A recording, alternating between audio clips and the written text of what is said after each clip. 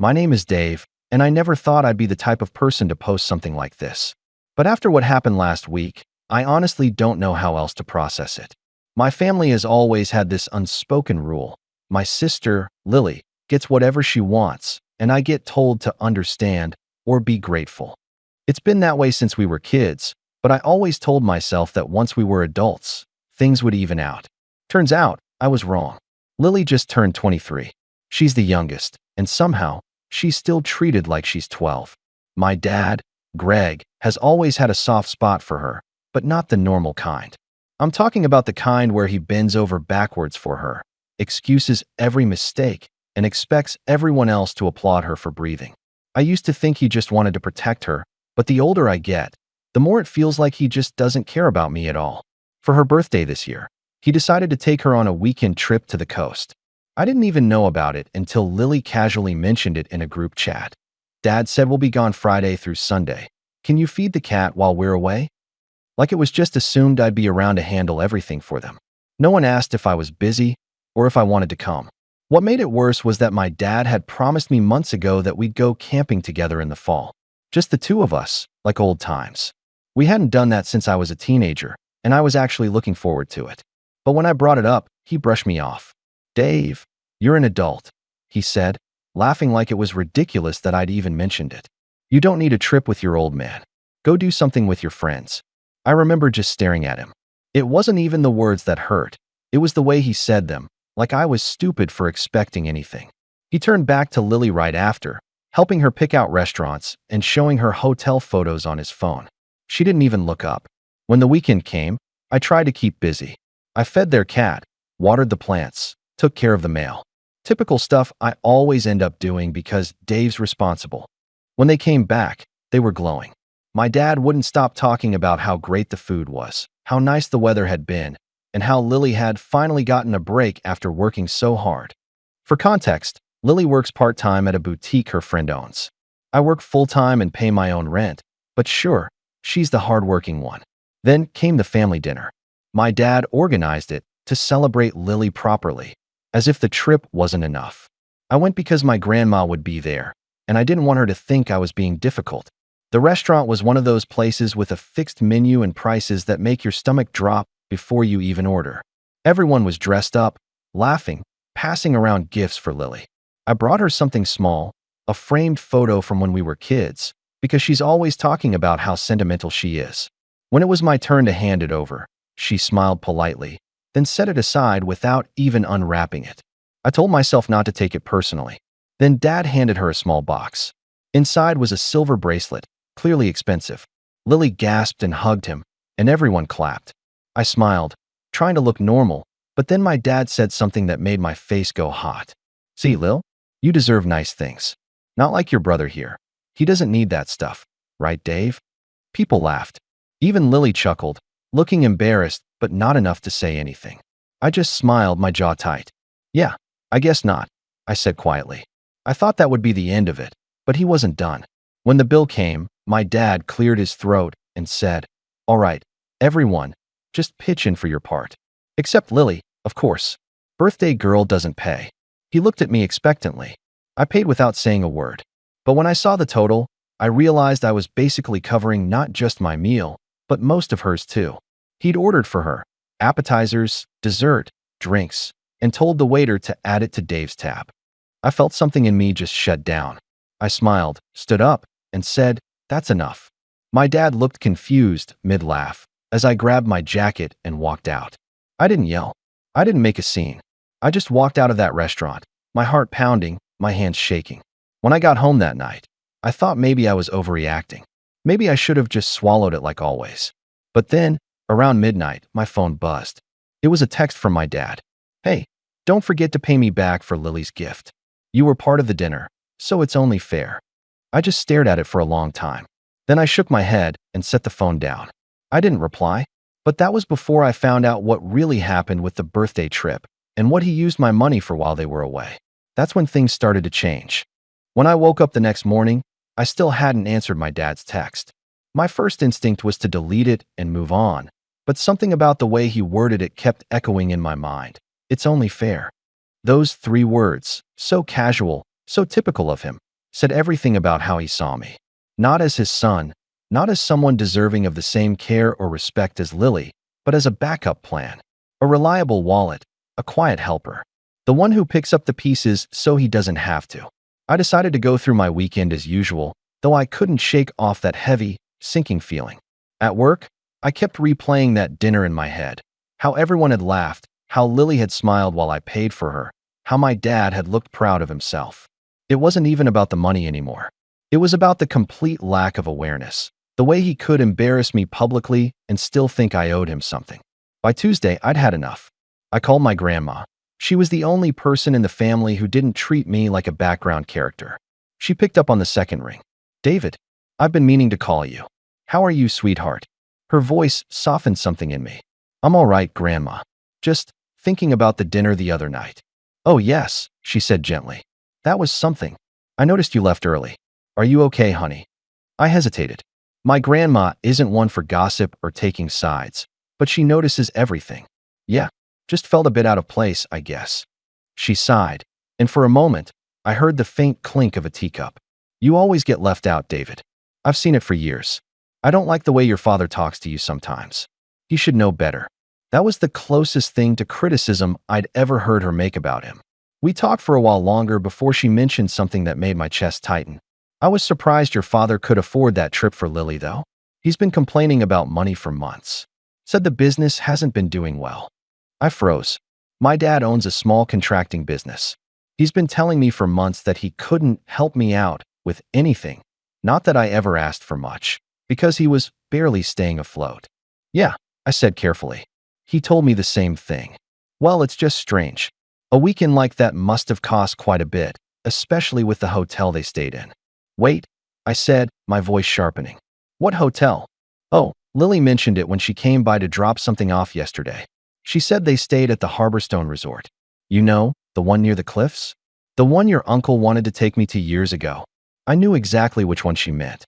I'd looked at rooms there once, out of curiosity, mostly, and even the cheapest suite cost more than half my rent. My stomach turned. "Yeah," I muttered. "That's interesting." After I hung up, I sat in silence for a while, the pieces starting to fall into place. My dad had been telling me he couldn't afford to come camping, couldn't even lend me a bit of help with my car repairs last month. But he somehow had the money to spend an entire weekend at a luxury resort for Lily's birthday. And now he wanted me to pay him back for her gift. I needed to see it for myself. That night, when I got home, I sat at my desk and opened my laptop. I typed Harborstone Resort into the search bar and scrolled through their site. The more I clicked, the worse it got. Private beachfront suites, spa packages, fine dining. A two-night stay easily reached well over $1,200. Then something else caught my attention, a section labeled Premium Experience Packages. Curious, I clicked. That's when I saw it. A family celebration weekend package. It included a private dinner, guided tours, and a luxury shopping experience, where guests could use prepaid vouchers for local boutiques.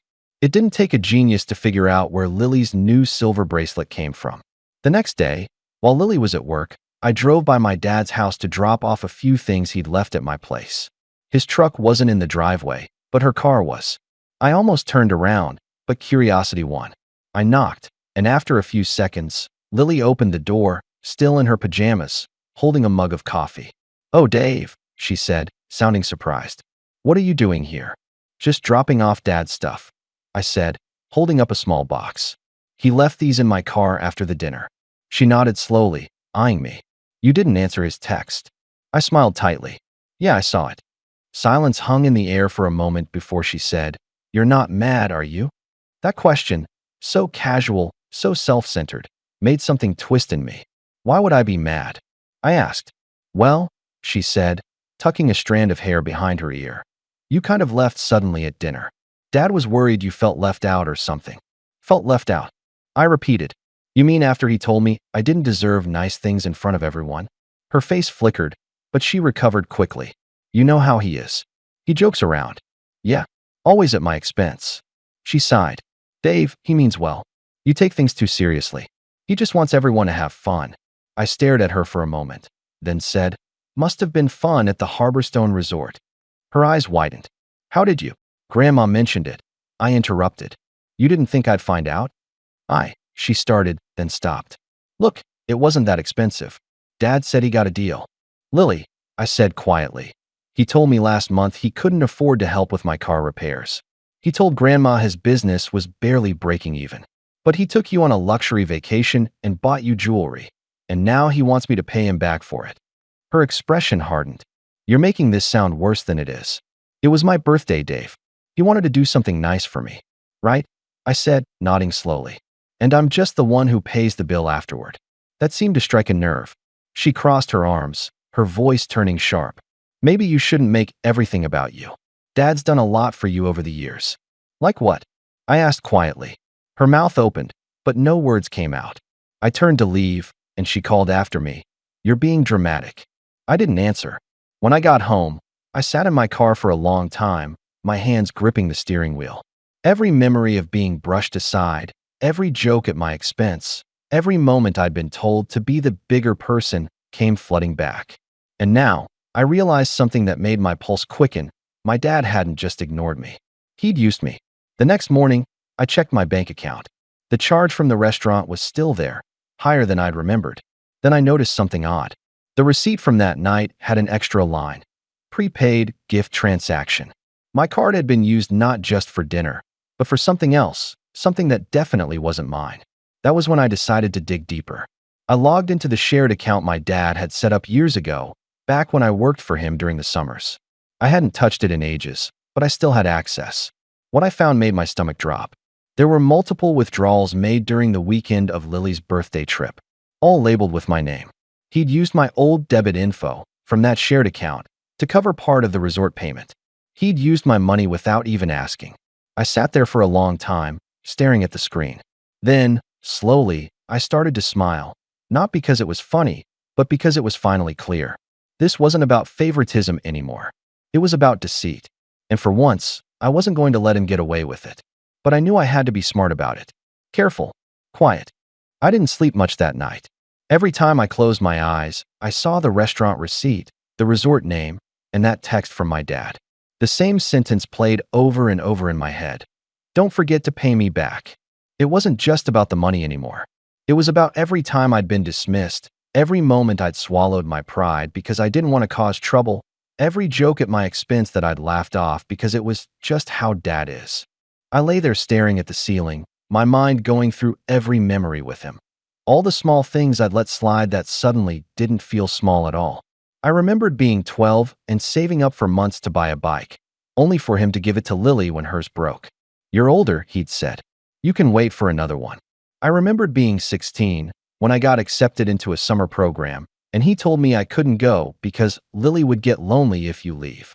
And I remembered the day I graduated college, when he told me he was proud of me, but then spent the rest of the dinner talking about how Lily had so much potential and would probably outshine me someday. It wasn't favoritism anymore. It was a pattern, and I'd let it go on for too long. The next morning, I made myself a cup of coffee and opened my laptop again. I wasn't sure what I was looking for, but I started digging through the shared account details. My dad must have assumed I'd forgotten about it. Maybe even thought it was inactive, but it was still linked to a few automatic payments from when I worked for him years ago. That was my mistake, really. I'd trusted him back then.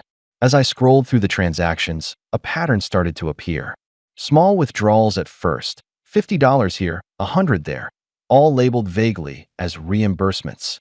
Then, a few months ago, the amounts started to grow. $200, $300, $500. All leading up to the week of Lily's birthday, when the largest withdrawal showed up. $842, processed through the Harborstone Resort system. My stomach turned. That was my money. Money I'd earned years ago, that he'd told me he'd set aside for taxes and then never returned. For a moment, I just sat there, staring at the screen. My dad had always preached about integrity and family values, always talked about how men should take responsibility. And yet, here he was, dipping into my old account to fund his daughter's vacation. I wanted to call him right then. I wanted to ask him why he thought this was okay, why he thought I wouldn't notice. But I stopped myself. If I confronted him now, he'd twist it around like he always did, say it was a mistake, a misunderstanding, maybe even claim he meant to pay me back. And somehow, it would end with me apologizing for accusing him. I'd seen that pattern too many times. So, instead, I decided to gather proof.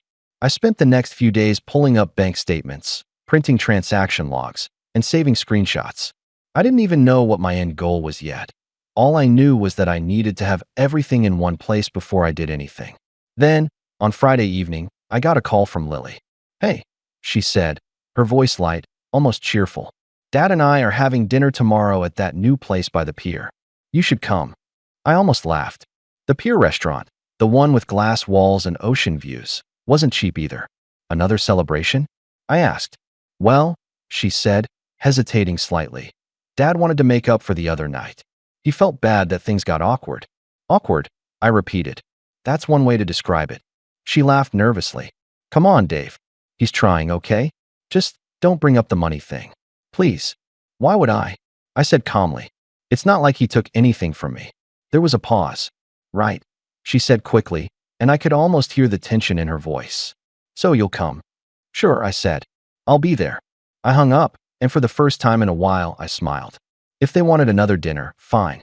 I'd go. But this time, I wasn't walking in unprepared.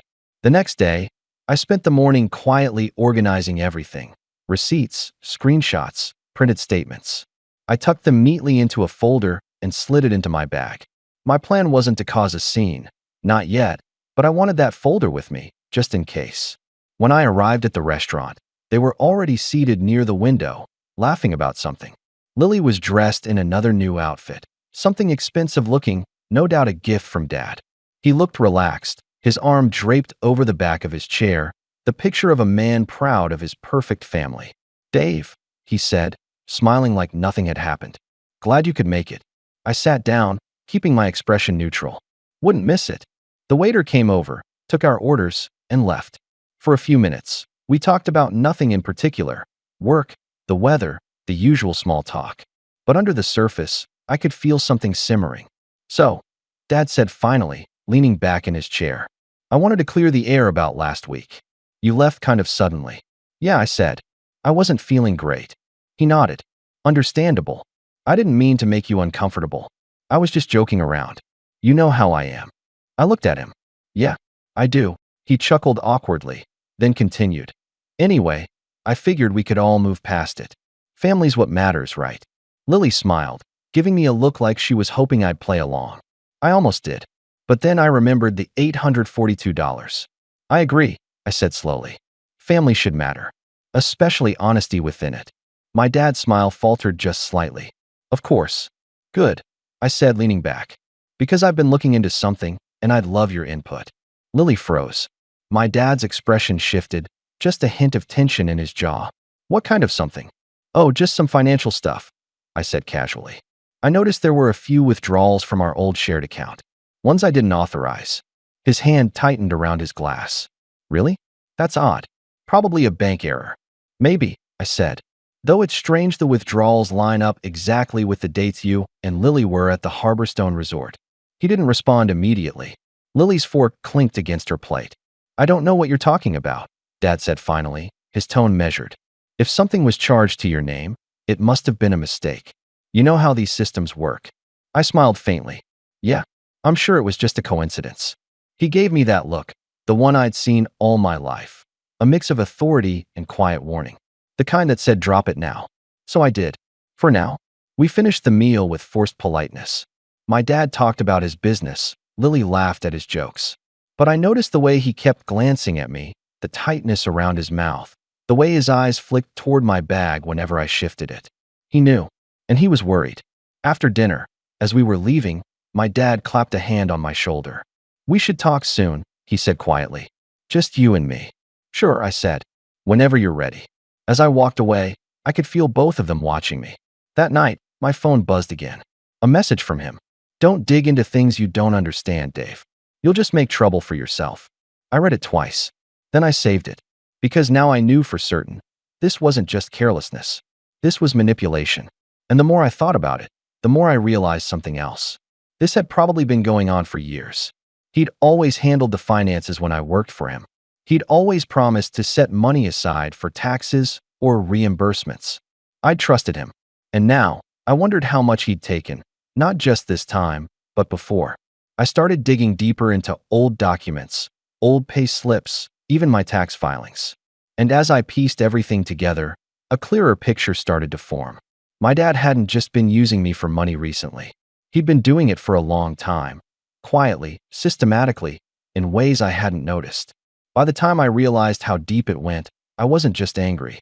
I was determined. Because for once, I had proof. Revenge, for me, wasn't going to be about shouting or slamming doors. I'd spent my whole life letting the quieter slights slide. If I was going to do this, I wanted it to be smart, precise, and irreversible. My goal was simple: expose what he'd done in a way that left no room for his favorite defense: plausible misunderstanding. Step 1 was documentation. I knew where the weak spots were: the shared account, the old pay slips, the receipts that matched the resort package, and the late-night charges. For a week, I lived like someone doing taxes in January. I printed bank statements and highlighted suspicious transactions. I matched them to dates: Lily's trip, the surprise dinners, the boutique charges. I saved emails and screenshots and even cornered a receipt from the Harbor restaurant.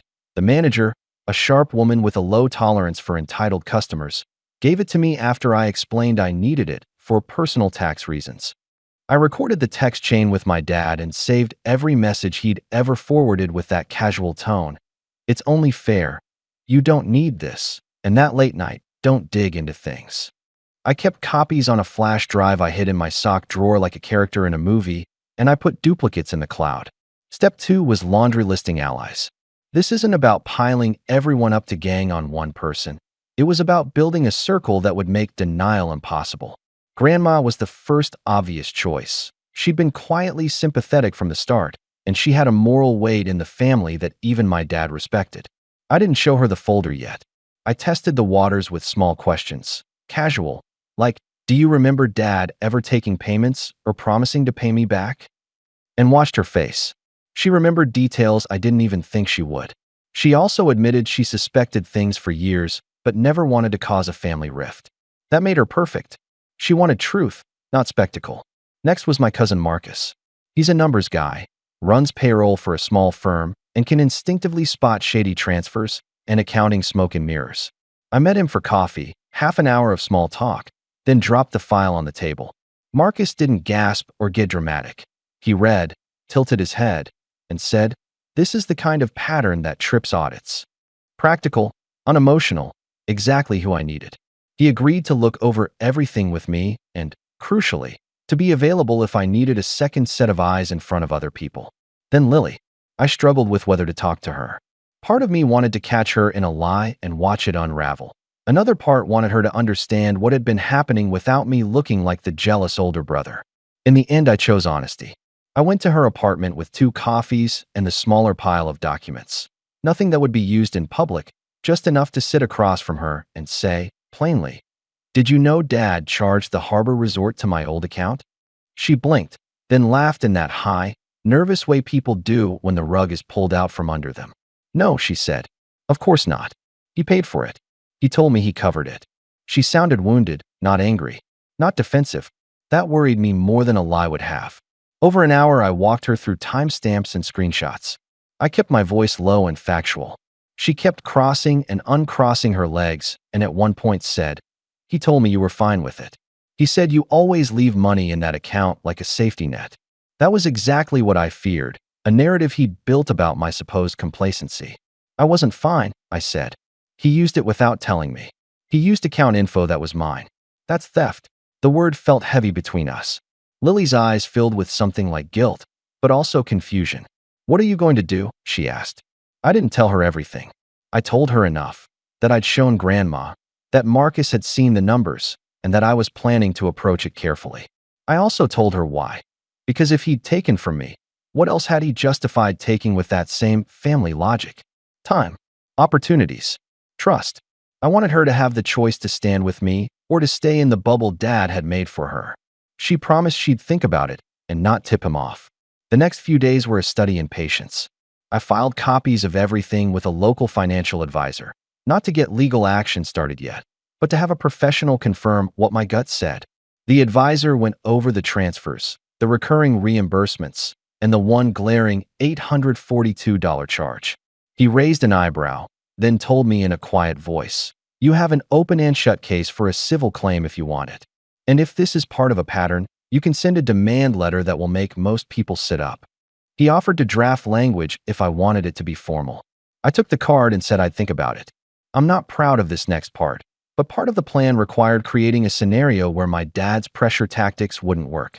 He's a man who thrives on controlling the narrative, making people think he did everything out of love, that the favors were spontaneous, that he never took advantage.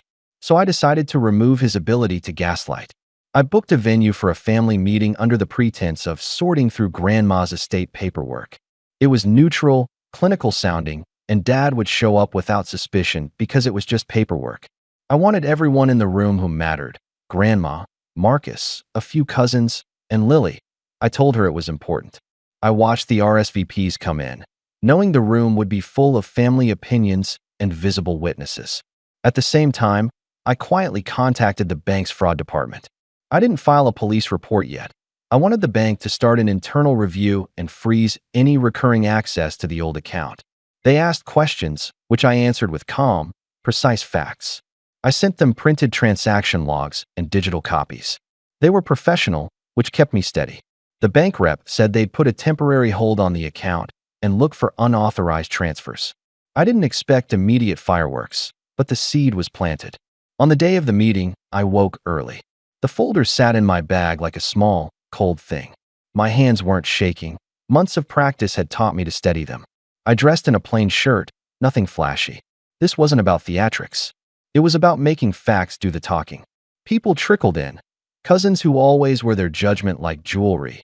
Aunts who smile while keeping score. Marcus with a tote of printouts. Grandma steady and solemn. Dad arrived last, with that practiced, easy smile. He hugged Grandma and gave me a quick clap on the shoulder that was practiced, not warm. He carried a manila envelope and sat at the head of the table as if the room belonged to him. We started on the estate paperwork. It was boring, the kind of thing older families use to ease into uncomfortable conversations. Signature here, initial there. I let it run on like a slow tide, letting people settle and the mood stay ordinary. Then, about an hour in, I slid my file onto the table. I didn't make a speech. I don't like speeches. I laid out the bank statements, the highlighted transactions, the Harborstone receipt, the texts. Marcus sat beside me and quietly pointed out the pattern: small reimbursements that grew and the sudden large charge right before Lily's trip. He explained what an auditor would look for in a calm, clinical voice. Grandma's hands tightened around her teacup. Dad's face shifted in an instant, from casual comfort to something like flypaper pulling at his features. "What is this?" he asked, trying for irritation, for the old tactic that bends the room toward his version of events. "It's evidence," Marcus said. "It's withdrawals from an account that, according to the bank records, you accessed." We turned it over to the bank for review. He didn't shout. No one shouted. That made it worse. It made everything more real. Lily looked like she'd been stepped on. She rose to her feet, sudden and small. "Greg," she started, using his first name like it was the only rope left between them. "What is going on?" Her voice cracked. For the first time I saw father/godlike dad and regular human dad occupy the same space, and I felt a hard clarity. My revenge would not be about humiliation alone. It had to be about breaking the pattern that allowed him to take from people who trusted him. Dad's answer was the one I'd rehearsed for, because he always had an answer. "This is ridiculous. These assertions mean nothing. I paid for Lily's trip because I wanted to. I never touched any accounts." He stopped. He looked at the manila envelope in his hands. The envelope looked suddenly foolish in his lap. "That's where you're wrong," I said, and for the first time in years I let the thing I'd kept boxed up come out blunt and clean. "We have records. We gave them to the bank. We have a professional here who can explain the trail. And I'm not interested in your excuses anymore. I want you to explain how you justified charging my account for a family celebration you told Grandma you couldn't afford." The room held its breath.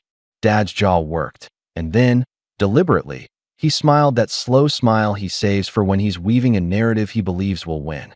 "I think you're making a mistake," he said, and the way he said it sounded like he was naming a trifle. "But if you want to make this an issue, we can look into it." He reached into his manila envelope and pulled out. I watched his fingers tremble, a small stack of papers. He slid one across the table toward Grandma. These are my receipts. I paid for everything. I can show you bank transfers that prove it was my card. Marcus didn't blink. He simply reached into his tote and placed another stack on top of the statements I'd laid out. The pages overlapped, numbers aligning and contradicting in ways that made the room feel very small and very exposed. Dad's eyes flicked to me. There was a hardness there I hadn't seen before, an animal calculation. If this is some kind of setup, he said quietly, you're not the kind of son I thought you were. The words were meant to wound. They landed in the room like a thrown glove. I picked it up. Maybe, I said. Or maybe I'm finally the kind of son who believes receipts matter more than sentiment. He opened his mouth, then closed it. Outside, the parking lot buzzed with distant traffic. Inside, the family waited, every person leaning a fraction closer. Then my phone pinged on the table, a message from the bank, timestamped just minutes before, with an attached PDF. I thumbed it open. It was short. It said what I'd been hoping for and dreading in equal measure. The bank had temporarily frozen the old shared account pending review and had flagged additional transactions for potential unauthorized access. There was a line from a compliance officer. Please be advised that the initial review indicates transfers inconsistent with account ownership. We will require further documentation from all parties. Dad's face went completely pale. For the first time in years, he didn't have a ready answer that sounded like reassurance. He looked at me with something like fear. Is this for real? He asked, but he already knew the answer. I set the phone down, looked around the table, and felt the quiet click of a plan moving into place. This was the moment where everything changes, where his version of family and fairness starts to crack. Then, before anyone could speak, Grandma put down her cup and said in a voice that trembled but held steady, Greg, I raised you to be a man who did right by his children. I want to believe there's an explanation. But if there isn't, we will have to do what's right. Dad swallowed. He reached for his envelope like a talisman, and then, the front door of the meeting room opened. We all looked up. In the doorway stood my younger cousin Anna, breathless, with her phone in her hand and eyes wide. You need to see this, she said. She walked straight to the table and without a word held up her screen for all of us to read. I picked up Anna's phone slowly, like touching something fragile but explosive at the same time. Her face was pale, her hand trembling slightly, and when I saw the screen, my stomach tightened. It was a series of messages and screenshots from a boutique Lily supposedly bought herself from during the Harborstone trip. But the timestamps told a different story. Charges made using my old account, in amounts far beyond the bracelet she'd worn at dinner. The evidence was indisputable. I felt the room grow colder. Grandma's eyes widened, Marcus leaned in, and Lily froze, her hands clutching the edge of the table. Dad, though, was the most striking. He went from pale to rigid, trying to maintain a calm that didn't exist. This isn't, that can't, he began, but no one interrupted him. I didn't speak. I let the evidence, the plain facts, do the work. Marcus leaned forward, pointing to the phone. These charges match your explanation of the Harborstone trip and the boutique shopping. They all come from Dave's old shared account. He paused. This isn't an error. Someone's been deliberately charging an account without authorization. Dad's jaw tightened. His hands, which had always been confident and commanding, were now folded on the table, fingers trembling slightly. I thought, he started, searching the room for some ally, someone to back him up. No one moved. Grandma's expression had hardened. Lily looked stricken, as if suddenly realizing she'd been part of something that wasn't entirely innocent. Thought what? I asked, my voice calm, but heavy. That I wouldn't notice? That no one else would notice? That it's okay to use my money because I'm the responsible one? He tried to open his mouth again, but the words caught somewhere between pride and panic. For the first time, he didn't have an excuse that sounded reasonable. Grandma's voice cut through the tension. Greg, this is more than poor judgment. This is theft. And you've been doing it for years, using your own son's money to fund your favorite child's life while dismissing Dave's needs. Her eyes glinted with a mixture of anger and disbelief. I am ashamed to have raised a man who would justify this behavior to himself. I watched him flinch, the first cracks appearing in the armor he'd built over decades. He looked at Lily, probably hoping she'd defend him, but she was frozen, staring at the floor. She had been part of the trips, the gifts, the luxury experiences, unaware, I think, of the financial manipulation underpinning them. Dave, he finally said, voice low, trying for calm control. It's not what you think. You've always favored her. Yes, I interrupted. And you've always used me. Not just the money, the small things, the opportunities, the trust. You turned favoritism into theft and manipulation. That's the truth, and no excuse will change it. The room was silent. Even Lily's breathing sounded loud. She finally muttered, I didn't know. I really didn't know. Her voice trembled. Marcus leaned back, arms crossed. Whether she knew doesn't matter. The facts are here, and the bank has been notified. There's a freeze on the account pending review. Any attempt to move money from it without proper authorization will be flagged. You're caught, Greg.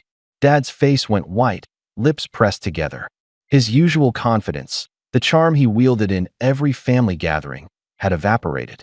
He looked around the room, finally realizing that there was no audience left to manipulate. No one would laugh at his jokes, nod at his explanations, or cover for him. He was alone. Grandma's voice was steady now. You need to return what's not yours. Not just for Dave, but for your own conscience, if you have any left. He opened his mouth, then shut it. The words wouldn't come. The reality of his actions had finally caught him. I didn't offer forgiveness, and neither did anyone else. Lily didn't apologize, but she looked embarrassed and guilty. I didn't need her forgiveness either. The important thing was that the truth was finally out. Over the next few weeks, the bank confirmed the unauthorized withdrawals. Dad had to reimburse every single charge from my old account, including the Harborstone trip, the boutique purchases, and all other misused funds. He tried to justify it, tried to spin it as a misunderstanding, but the documentation was airtight. Grandma and Marcus were witnesses, and the bank had everything on record. I stopped interacting with him the way I had before. No more casual conversations, no more half-hearted attempts at closeness. Lily and I kept our relationship, but she understood that Dad had manipulated both of us in different ways. She stayed on the side of truth, not family theatrics. As for Dad, the house felt different. He was still there, but the power dynamic had shifted completely. Where he used to command attention and respect, now he was cautious, subdued. Every word he said was measured, because he knew we all knew what he had done. It wasn't about revenge in a flashy sense. It wasn't about yelling in a restaurant or public shaming. It was about exposing the truth, holding him accountable, and reclaiming the dignity and respect I'd been denied for years. And it worked. He became a villain in the family's eyes, plain and simple. No charm, no excuses. Just a man who had consistently put one child above another and treated me as expendable. The account was secured, the money reimbursed, and the record unassailable. I finally felt a sense of control, of justice, and of relief I hadn't known I could feel with him in the picture. I still see him at family gatherings, but the dynamic has changed. No one laughs at his stories the same way. No one defends his actions anymore. He's still my father, but he's no longer untouchable. And for the first time in my life, I feel like I'm finally free of his manipulations. The weight of years of favoritism and deceit has lifted, and I've proven, without shouting, without cursing, without theatrics, that even a lifetime of being sidelined doesn't make someone powerless. Thanks for watching. Share your thoughts in the comments. If you like this story, don't forget to like and subscribe for more content like this.